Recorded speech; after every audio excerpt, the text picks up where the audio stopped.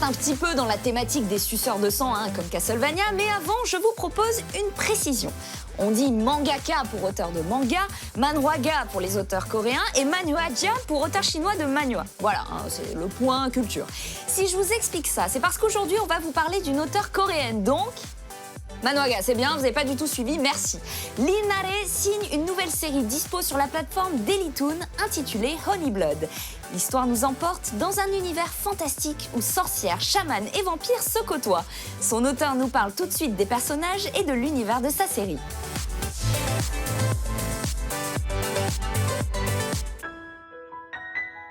Honey Blood, c'est l'histoire d'une romance vampirique. Mais attention, le webtoon de Lee Nare n'a rien à voir avec une célèbre saga mormone. On y suit Nerim, une lycéenne harcelée par ses camarades. Un jour, elle réveille Vlad, un vampire. Se crée alors entre eux un étrange lien qui bouleverse le quotidien de la jeune femme. Loin de subjuguer la belle ingénue, le suceur de sang se transforme en esclave et elle se retrouve avec un vampire de compagnie sur les bras.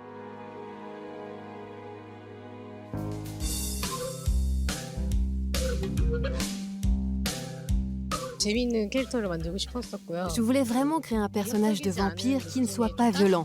Il devait être très doux et très chaleureux.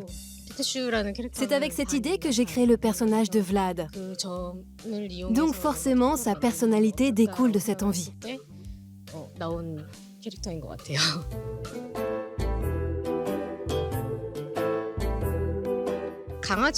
Dans Honey Blood, Vlad est dépendant de Nerim. Pour moi, c'était une façon de montrer l'homme coréen en quelque sorte. Je me représentais les hommes un peu comme des petits chiots tout mignons. Ça me gêne un peu de dire ça maintenant d'ailleurs. Après, une chose reste certaine, les hommes coréens se comportent différemment entre la maison et l'extérieur. À l'intérieur, ils sont charmants et tout gentils. Alors qu'en dehors, ils sont un peu plus sauvages. Pour moi, Vlad montre bien ce décalage chez ces hommes qui sont à la fois très gentils mais aussi férocement protecteurs. Si l'histoire de Honey Blood est pleine de bons sentiments, elle aborde aussi un sujet plus sensible, celui du harcèlement scolaire. La cruauté des adolescents et l'aveuglement des professeurs y est parfaitement illustré, ajoutant une dose tragique à la romance fantastique.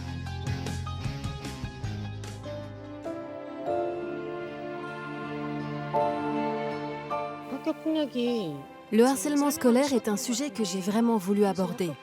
Mais je ne voulais pas simplement développer ce problème dans le cadre étudiant. Je voulais aussi montrer que lorsqu'une société se forme, il y a toujours des gens laissés de côté, des exclus, des gens sacrifiés.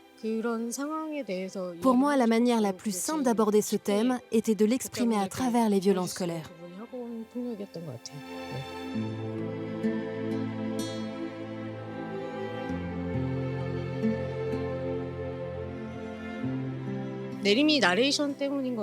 C'est vrai que l'on ressent une certaine violence dans Honey Blood.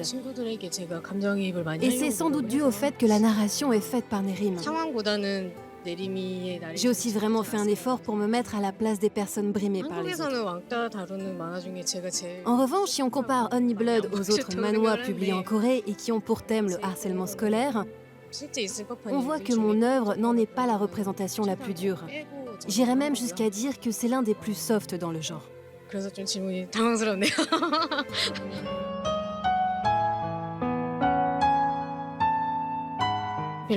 Dans la première version de Honey Blood, l'histoire était beaucoup plus triste. Mais je me suis dit que cela serait peut-être trop dur pour les lecteurs de se concentrer uniquement sur les problèmes, donc je lui ai donné un côté plus frais et enjoué. Comme ça, le lectorat entre plus facilement dans l'histoire.